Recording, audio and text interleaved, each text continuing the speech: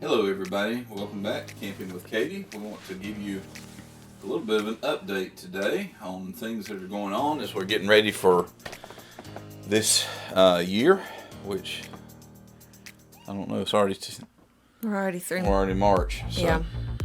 still trying to get ready for this year and what's coming up. But we want to share with you a little bit about Katie's last doctor visit, and so we're going to try to do that as well. So we're going to start with Katie's brain. Yes, that is my brain. That is a resin copy of my brain that they gave me as my parting gift for the study. That was made from the MRI that I had in November of 2020. Yeah. So this is going into the Spark Center, getting ready for my final study visit. I am obviously off meds, and my left side was giving me all kind of fits this morning. Mobility was obviously very difficult, and this is hard even for me to watch.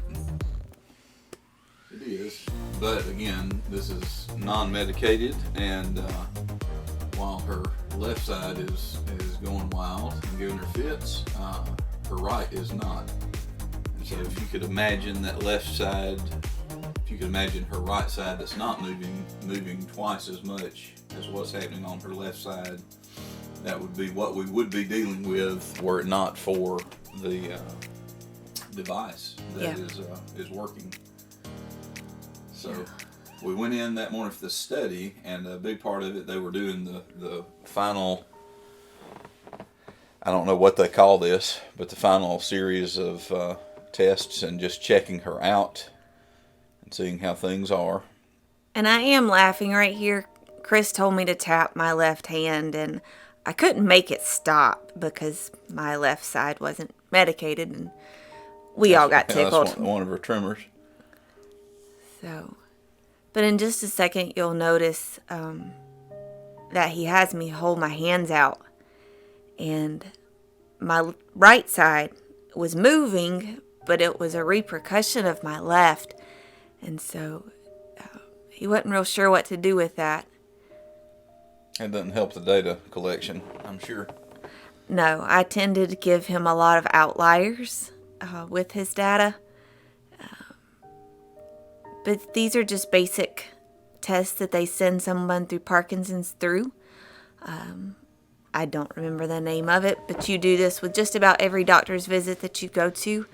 They want to look at the differences between the right and the left. And obviously you can see my right side's doing really well. My left is struggling. This is what I was talking about a minute ago. My left side's going crazy, but my right side is still. At this point, I had been off meds about 12 hours, and in total, I was off 18, and I never had a tremor on my right side, which if you saw me this time last year as we were trying to get me programmed, that's a miracle in my mind. Absolutely. So Chris has me suited up with my EEG helmet, cap. Whatever you want to call it. There are 64 probes and 1 ground, and he is injecting gel. Into the cap, not into my head. Yeah, not going into the skin or anything. No. It's a blunt needle, and you'll see him here in a second. He'll twist that needle around. Looks painful. I don't guess it hurt. There were a couple times he got a little aggressive, but it wasn't too bad. It was cold. The gel was cold. There was one spot near my right ear that he got to, and I flinched pretty bad. But this took a while. Checking my watch because somebody was calling. Couldn't figure out who. So that call didn't get answered. So Again, they've got to get that jelly so that it's making good contact with the skin. 65 leads or 64 plus a ground, you said? yeah. And since I still had hair, yeah, that was that cold one. Since I still had hair, it took a lot more gel. I sped the video up about 700%, and Chris is good and he's thorough, and that's what you need in a researcher. Not the quickest fellow on the earth, but hey, we did eventually get everything topped off and got her ready to run this study.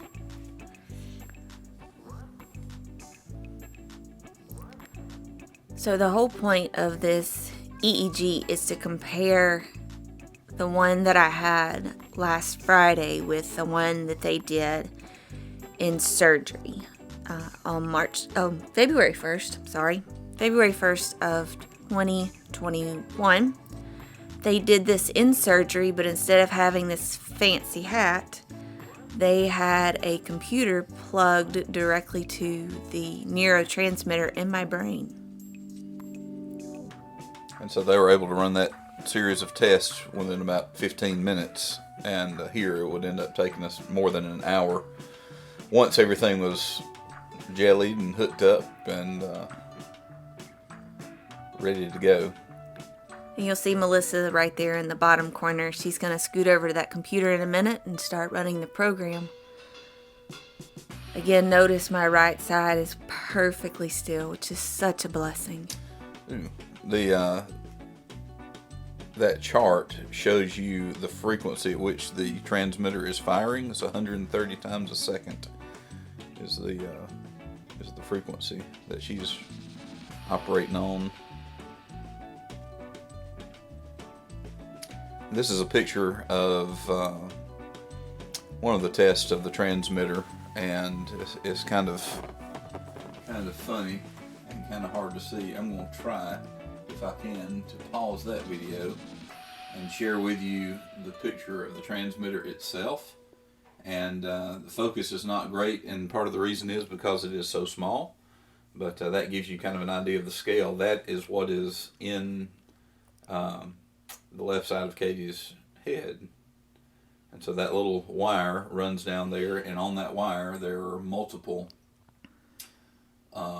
contact points. And so as they go through a series of tests, they'll be activating each contact point individually. The two middle sections, you see the red section there, and then the blue sections, all of those are contacts. They'll also reverse the polarity, so it'll be a negative polarity versus a positive, and run through all those combinations. along the way. Yeah. See if I can figure out how to operate her equipment again. Get back to it. So that just kind of gives you an idea of the complexity of the system. And I'll show you a picture in a little bit about at the end of this video that we're watching now of how Katie's contacts are set.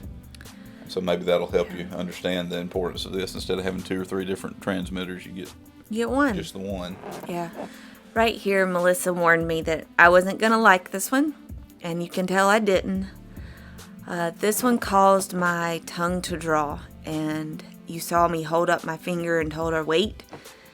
I couldn't speak. That is a very scary feeling.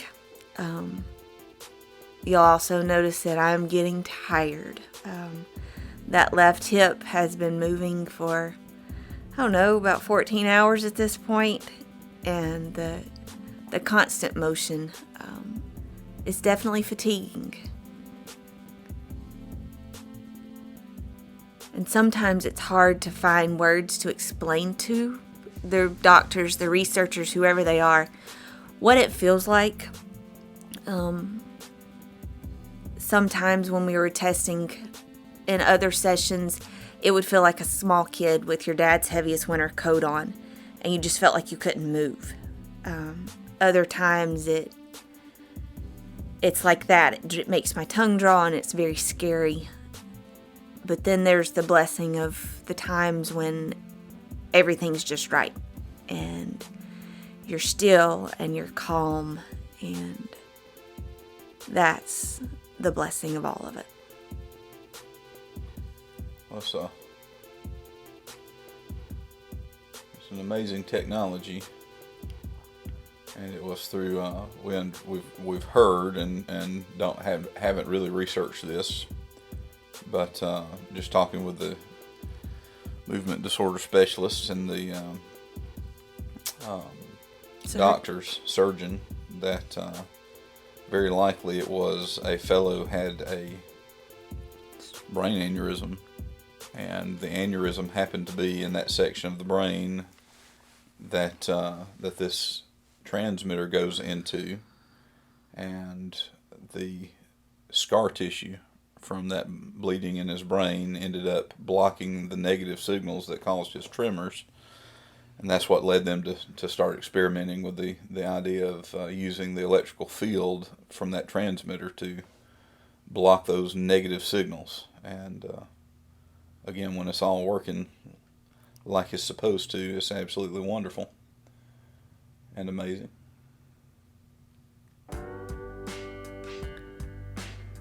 One of the other benefits that I've had that, I don't know, some people have, some people don't. I've had crossover benefits. So my left side has received some benefit from, my left side has received benefits from my right side being stimulated. This whole left brain, right brain controls the left. Anyway, so them turning off some of the different settings made my left side get worse. But I definitely have benefits on both sides, and this was the moment I didn't know what I was going to look like when they pulled that cap off. Oh, it got real cold in that room because my hair is soaked with the gel. Yeah, this is a picture of that transmitter as it is set for Katie. Only 2 of the contact points are active, and so there's a field that's produced out of that the front contact. See if I can use the mouse to kind of show you, and then off to the side where that other blue indication is, that gives you an idea. So on that little transmitter, it's only producing a field from those contact points, which again is just amazing, and it's a very fancy antenna. But I don't pick up anything else. As far as I know, I don't transmit anything else. Well, you do. We don't hear it or see it because it's very weak signals. Talking, percentages of milliamps. So I can't mess anything up, is what I guess I was trying to say. No. If your TV goes wonky, it's probably not because Katie came to your house for a visit. Or if your Wi-Fi goes crazy, you can't blame it on me. Very low voltage. And speaking of voltage, coming up in a few weeks, we're going to be having surgery again. Yep. And what they'll do first, we think, is on the 18th, go in and replace the battery controller unit, which is this that you're looking at here on the screen is of course, obviously rechargeable, but it is not quite half. It's a little bigger than half the size of the one that she has now. But because it is rechargeable, she'll put a yoke on, and for a few minutes a week. 40 minutes once a week, my battery will recharge via a yoke like what you saw Melissa have on me. And the other 2 major benefits of this are I will be conditionally MRI approved. So I will have a special MRI mode that I can turn on, and I can have an MRI. And then the other big benefit is they will be able to hook both sides to one battery, so I won't have 2 batteries. So why are we doing the battery change first. And we didn't say a minute ago, on the 28th is when you'll go in and have the transmitter put in on the right side of your head, which will control the left side of your body. Yes. So we're doing battery first because I need to have another MRI. I haven't had one in a year and a half, and they want a new picture before they go in and try to place that in my brain. So if we didn't replace the battery first, they would have to take this battery out, do an MRI, put it back in, and that's a lot. So first steps first, we're going to do battery replacement the 18th. My MRI is the 23rd, I think. It's that Wednesday. Then the 28th, I will have the transmitter put in my brain.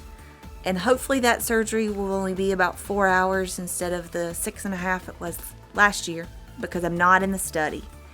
Then it looks like April 1st is when they will go back and connect my brain and my battery for my right side. And programming will probably be the middle of April sometime. So a lot coming up. We were hoping for 2 surgeries instead of 3, but learned yesterday that might not be a possibility. We'll just have to see.